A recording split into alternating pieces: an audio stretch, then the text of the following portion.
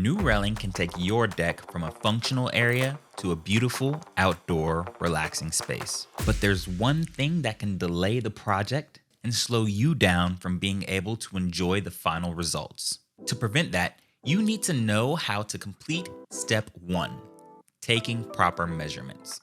Before we get started, there are a few things that you will need. The first thing is obviously a tape measure.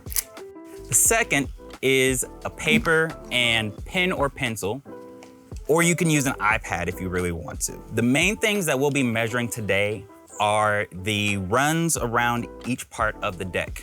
Those are measured in level linear feet, and if you have stairs, it's angled linear feet. So in this case, because we already have railing, we can measure from this end all the way down to here. So it looks like we have 7 feet on this run right here. So we'll wanna write that down. Something to keep in mind when measuring for your deck railing is that it doesn't have to be exact in order to get a quote with ViewRail. At the beginning stages, we just need to have a general idea of the layout and the size of your deck so that we can get you a quote. So this deck is a little unique because instead of having 90-degree angles, it has 45-degree angles. So this is something that you would also want to measure as well. So we do the same process of measuring from one end of the run all the way down to the next end, which this looks like it is about 4 feet. And essentially, we would continue that process all the way across the deck. So now we have to measure the railing on the stairs.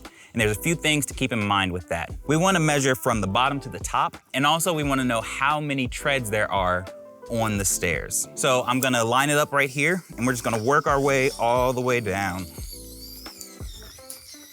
And we're gonna get our measurement. On this staircase, we have about 19 stairs and 195 3/4 inches angled run.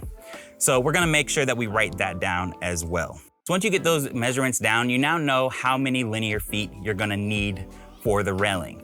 And then the next step is to simply either go to the store and buy the pieces, or if you're going with ViewRail, then you would reach out to us and we'll be able to help you get your order placed. If you have any additional questions, you can put those in the comments below and we'll do our best to get back to you and answer those questions. Otherwise, if you're ready to get your order placed, you can head over to viewrail.com and we'll help you out from there.